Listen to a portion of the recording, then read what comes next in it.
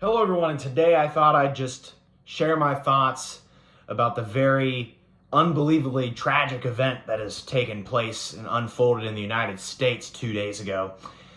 For those of you guys that have not been living under a rock, 2 days ago, July 13th, 2024, there was a very abrupt assassination attempt on the former U.S. President Donald Trump at a campaign rally in Butler, Pennsylvania, where he was shot in the ear. And this wasn't some pushover attempt. This was a real deal. He got shot. And so I'm going to kind of tell you the story as it unfolded and kind of what I think. First of all, before we get into this, I think this was for one unbelievable. This is the first time. I'm 17 years old. This is the first time I've ever seen anything like this in my lifetime. And this is definitely going to go down in history. Even though it wasn't a successful assassination attempt, this is not the first time in history that this has happened. Back in 1912, Theodore Roosevelt was running for re-election with the Progressive Party because he couldn't get the Republican nomination because he had previously left office back in 1909. In 1912, he was trying to come back, and he sided with the Progressive Party because he could not get the Republican nomination. That went to Taft, ultimately leading for Woodrow Wilson's success in that election.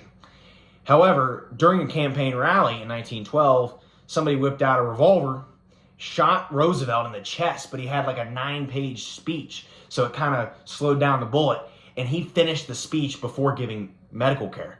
Trump did not finish the speech after he got shot because Secret Service dragged him off. Secret Service didn't exist in 1912.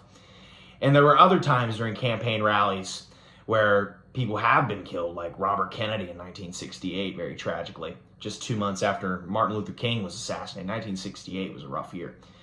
And obviously, we've had 4 presidents, sitting presidents, get assassinated. We've had Abraham Lincoln in 1865, James A. Garfield in 1881, William McKinley in 1901, and, of course, John F. Kennedy in 1963.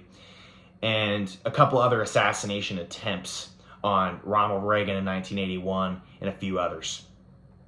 But none have been this close. The only one that's been, no assassination attempt has been this close since the Reagan one in 1981, where he literally got shot, and there was a good chance Reagan might have died from that, but he didn't. It was only 2 months into his term. Trump is a former president, though. He's not even sitting president, so the Secret Service wasn't as prevalent in this event, leading for the shooter to have a clean line of shot from the building, and he actually did take the life of one attendee of the rally. There were thousands of people at this rally. It was a very rural area, and no one ever saw anything like this coming. And as soon as the shots fired out on Trump, the Secret Service was soon to kill the shooter within seconds. But I've been watching the news all day yesterday and the night before, so that's pretty much all I've been doing. That's why I haven't made this video until now. I thought I'd give a couple days for it to sit on it. But it's still very significant. So I woke up that morning, July 13th, and it just like felt like a weird day. And I had a community band. I play in this community band. I play trombone in this community band. And we had a concert about an hour away. And so 45 minutes to an hour away. And this concert sucked. Like, we played so bad. It was so hot. It was like 90 degrees or higher, probably 95 degrees with the humidity. I was out in the sun. Could barely play. It was so bad. So then my friend Bruno, you guys might know him from some of the older videos I made a couple years ago. I was dropping him off because he still doesn't have his license.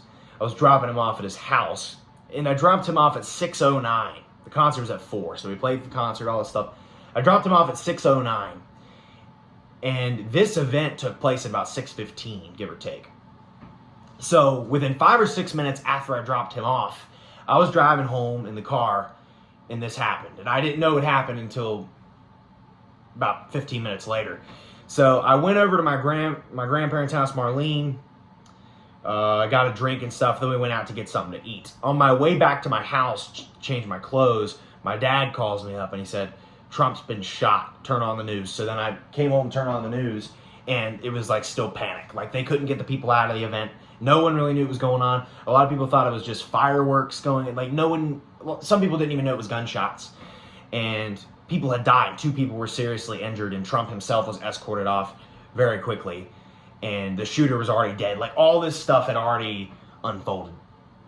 And I was just kind of baffled that this was actually happening. Because some people, it happened so quick, people didn't know if that bleeding from the ear was actually from a shot or if it was just from Secret Service, he hit the ground or something. But we later confirmed that it was a shot. And Trump was given a speech about immigration, and he was showing a chart about Biden's presidency, how downhill it's gone with the open border crisis and things like that. And so he turned his head to a chart of some sort. It was like a slideshow presentation. He turned his head 0.05 seconds from when the gun was, the bullet was being shot at. The guy had an AR-15.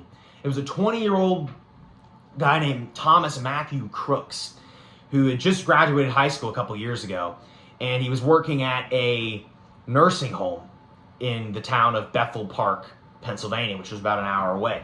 This guy had no ID on him, so we don't even know if he really had his driver's license. He might have just... We later confirmed that the gun was purchased by his father, but that's beside the point.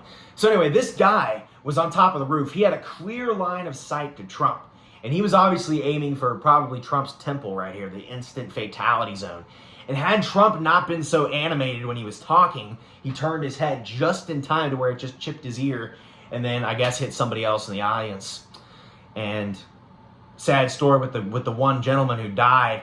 He was apparently shielding his daughter, and I don't think she was that young. I think she was like in her 20s or 30s, but there were children at that event, and props to the audience there for not stampeding, because stampeding, if the audience, if they just all ran away, that's very dangerous as well. They all stayed put. I think it was because there was a lot of confusion, and there were some people that saw him come up there with a gun.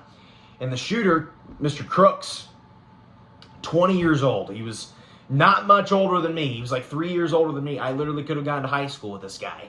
He's not that old. He was wearing a merch from this YouTube channel called, also you guys like my shirt?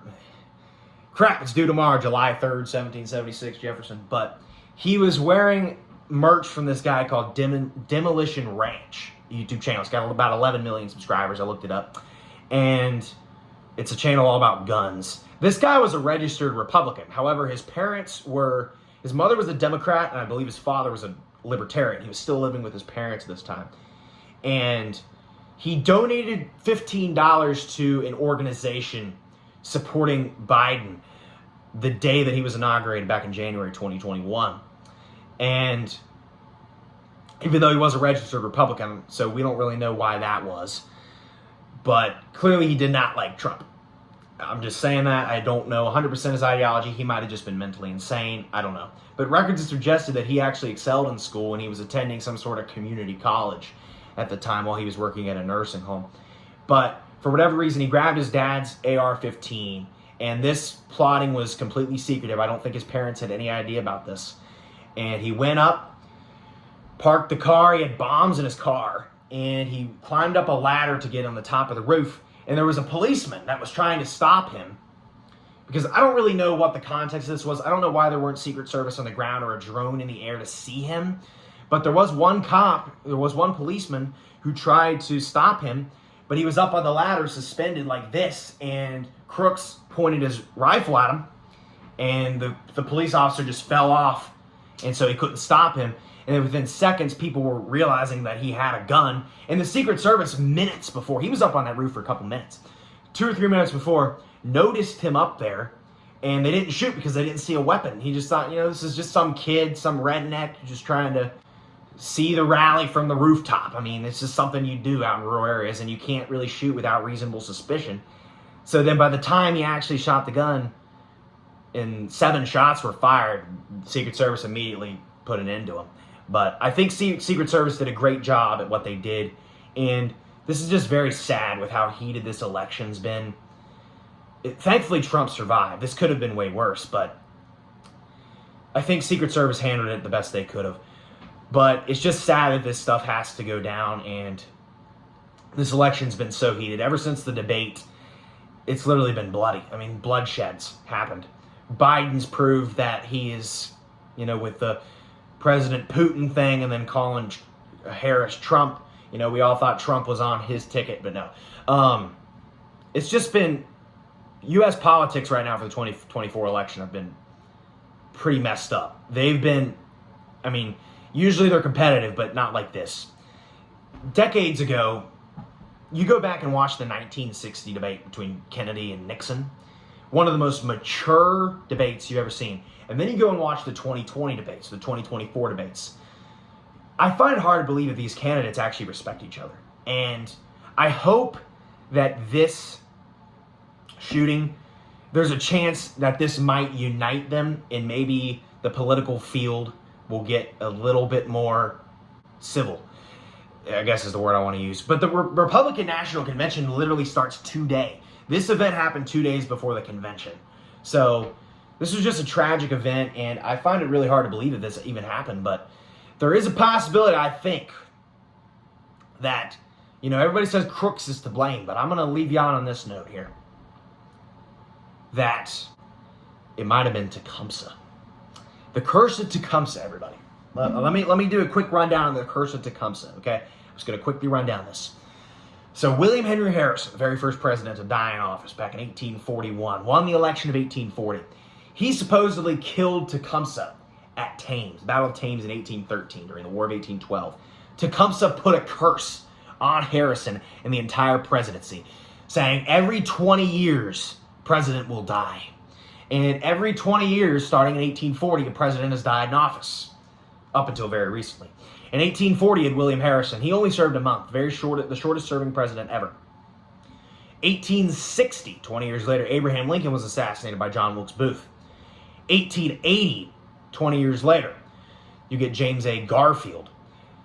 And so every single year that a presidential election happens with a year ending in 0, the president has died in office.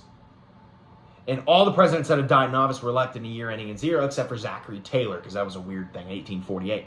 But Garfield dies in office by Guiteau or the doctors or 19th century medical care. I don't know. You can argue that anytime. 1900, you had William McKinley, who was also assassinated. 1920, you had Warren Harding, died of a heart attack in San Francisco during his term. 1940, you had Franklin Roosevelt, who died in office due to a pulmonary embolism just a month into his 4th term. And then in 1960, you had John F. Kennedy, of course, assassinated in Dallas, Texas, 2 years in. 1980, you had Ronald Reagan, who was shot. So even though he lived that shot, you can't say the curse was broken. Because even though Tecumseh said that there will be death, doesn't mean there's going to be no fight. And in 2000, George W. Bush was elected, and there was a strong attempt when he was in Kuwait. A grenade was thrown with a handkerchief right next to him while he was giving a speech, and it didn't go off. If it would have gone off, it almost certainly would have killed him, or at least at the very least injured him very badly. And then in 2020, you have Joe Biden elected. However, there were big cases of voter fraud. Now, I'm not here to determine if that was real or not, but clearly Tecumseh believes that Donald Trump should have won the election of 2020. And that is why this would have been Trump's 2nd term here. I'm just throwing this out here. I'm not confirming anything. But Tecumseh might have possessed crooks to shoot Trump, as this was the thing. I don't know how much you guys believe in conspiracy theories, but I think that Tecumseh needs to be brought up, because this is still relevant. And the curse of Tecumseh is not broken, because I think this might have been a factor. This might have been proprietor of the curse of Tecumseh. And regardless, let's just put all this aside. This was just a terrible, tragic event that's happened, and I think the rest of the election is going to play out differently. I think that's going to happen. But we'll just have to see. I just can't believe this has happened.